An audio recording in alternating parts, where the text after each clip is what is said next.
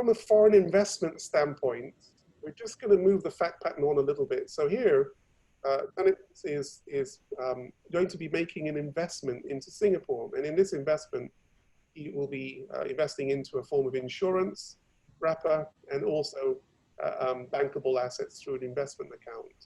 Yep. And the idea behind this discussion is to see whether or not Tanit can do this lawfully, and what is the best route, if it is possible, what's the best route for Thai individuals to invest outside of Thailand.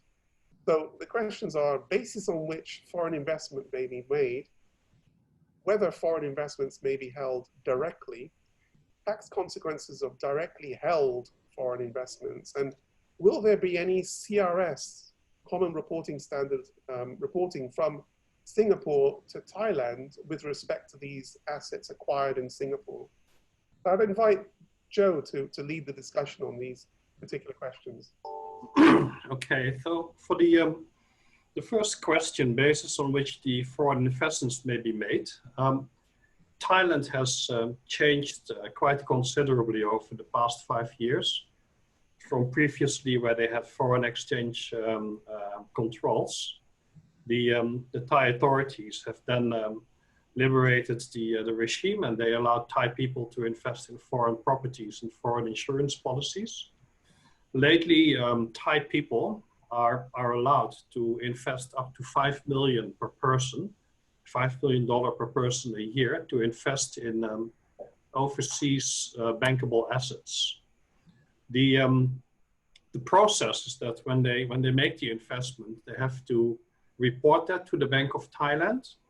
And in that report, they also have to undertake that while the investments are abroad, that the moment they take profits, they will bring the investments back to Thailand so it can be taxed. Whether the investments may be held directly, yes. And the tax consequences of directly held foreign investments, Thailand has this very interesting semi-territorial regime, whereby any income that is earned outside Thailand, if you keep that outside of Thailand during the same fiscal year in which you earned that income, and you repatriate it back to Thailand in the following fiscal year, then that repatriation in the following fiscal year will be free of income tax in Thailand, which is very interesting. This is based on law as been confirmed by Kun Chinapat. Sure it is, Joe. And on the last question, is there any CRS reporting from Singapore to Thailand? Thailand, about 1 month ago, under a bit of pressure from the EU, has finally announced that they will be rolling out CRS in Thailand starting 2022. So as you all know, Singapore is already participating in CRS, and since 2018, all the reporting financial institutions have to report the reportable accounts to the Singapore tax authorities. So once Thailand and Singapore are agreeing on the mode of operation in the regards to CRS, then Singapore will also start to exchange the information that they will get on record from Singapore with Thailand. So that's sometime in 2022. So everybody still has some homework to do to make sure that they understand what is being reported. You know, Joe, in Thailand, the Ministry of Finance is the regulator on this CIS issue. And now the Thai Revenue Department are in the process to draft the law. And the law now under the process of public hearing. And hopefully it will become to effect in the next few years, I think, as you mentioned, yes. Some homework to do. Yes, yes. Okay.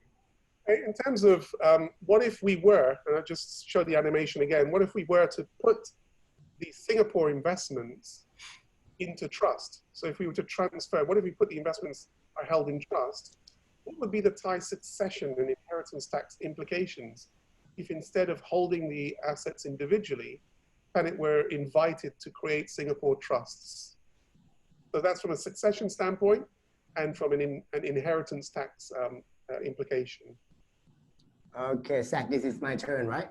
Okay, you know, Thailand, we are the country adopt the civil law system different from common law system or English law system. The trust concept are under the English law system. But you know, the Bank of Thailand, the Thai SEC now are in the process to draft the law of private trust. Right. To govern the family trust, because from the past up to now, the Thai people, many people set up the trust offshore in Singapore, in Jersey, in Hong Kong, Nevada, many offshore countries. Yeah. Then the law will come into effect next 2 years. I understand that, and in case of the transfer of the asset from the central from Thailand to set up the trust offshore in the past, it depends on the nature of the trust. If you deal with the revocable trust, it means that you still control. Right. You still control. It is you use another entity or another pool of asset, because a trust can be a corporation. Trust can be the pool of asset, no legal entity, right? In another case, if you set up a revocable trust or you set up the PTC, private trust company, Joe may add me, may add me on this PTC in Singapore. It depends on if you cannot control. Right. It can be treated as you transfer the asset to another entity and maybe subject to Thai tax. Right. So the key thing here is the inheritance tax will apply if effectively you retain control of the trust. But if you don't, then it can have an inheritance tax advantage eventually, insofar as when the SEP law passes away. Yeah. Okay. The draft law for family trust in Thailand, we adopt the concept of a trust law in Singapore, and the age of the trust law in Singapore, 100 years. If I'm wrong, please correct me, Joe. 100 years, right, in Singapore, and in Thailand, we adopt the same idea, 100 years for Thai trust. Right. And you can plan in case of in Thai inheritance tax, you can plan to do the will. If expire of the first trust, you can decide the content of the will to set up the new trust, right? Or new trust, right? But when you create the trust in Singapore, is there a immediate inheritance tax charge in Thailand when you initially create the trust, not on death, but during the individual's lifetime? Oh yes, you can do that. You can do that because in case of the family trust in Thailand under the draft law or outside Thailand, you can do still alive or after death. But what about the inheritance tax? Does it apply also to lifetime transfers into a trust? Oh yes. Right. Okay. So in this case, if TenneT were to transfer these assets into Singapore trusts, he would have to pay Thai inheritance tax. Is that correct? Oh, but TenneT is still alive, right? Still alive. Yes. And then he set up the trust during still alive, yes. And then they draft a bill to govern this trust control and management for the beneficiary.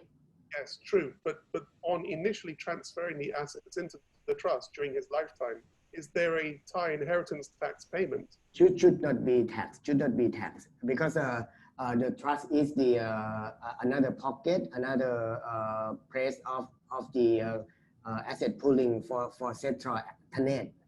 Right. But if it's a type of trust where he doesn't retain any benefit and he can't control, then it's a tax charge. Yes. In that, right? Okay, so that's the key thing here.